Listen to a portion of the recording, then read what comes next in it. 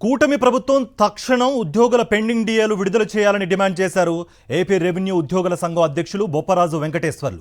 గ్రామ వార్డు సచివాలయ ఉద్యోగుల సమస్యలు పరిష్కరించాలని డిమాండ్ చేశారు.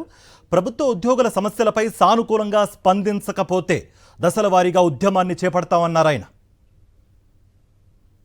గత 1.5 ఇయర్ నుంచి కూడా డిఏలు ఇంతవరకు ఒక్క డిఏ కూడా రాలేదు. సో మరలా ఇవి పెండింగ్ పడిపోతే ఎన్ని వేల కోట్లు అవుతాయని ఒక భయాందోళనలో ప్రతి ఉద్యోగి ఉన్నాడు. సో దాన్ని తొలగించే ప్రక్రియని వీలైనంత త్వరగా గౌరవ ముఖ్యమంత్రి గారు చర్చిస్తారని, ఉద్యోగ సంఘాలతో దసరాకి కానుకగా ప్రకటిస్తారని, ప్రధానంగా ఇప్పటికే ఆర్థికేతర అంశాల మీద కూడా ఒకవైపు గ్రామ వార్డు సచివాలయ ఉద్యోగులు రోడ్లు ఎక్కేస్తామని చెప్పి వాళ్ళు ఆందోళనగా బయలుదేరుతున్నారు.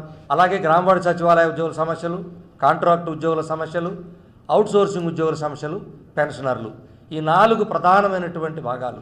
ఈ 4 సంబంధించినటువంటి ఆర్థికేతర సమస్యలు కూడా పెండింగ్ పడినందువల్ల వాళ్ళు కూడా తీవ్ర నిరాశతో ఉన్నారు. కాబట్టి వాటి మీద కూడా గౌరవ ముఖ్యమంత్రి చర్చిస్తారని ఆశిస్తున్నాం. జీవితాంతం కష్టపడితే 40 ఏళ్ళు నా బిడ్డలు చూస్తారో లేదో, బిడ్డలు లేని వాళ్ళకి అసలు ఏమవుద్దో కూడా తెలియని మా జీవితాలకి, మా పెన్షన్కి ఎందుకు కేంద్ర రాష్ట్ర ప్రభుత్వాలు ఈ విధంగా ప్రవర్తిస్తున్నాయో మాకు తెలియట్లేదు.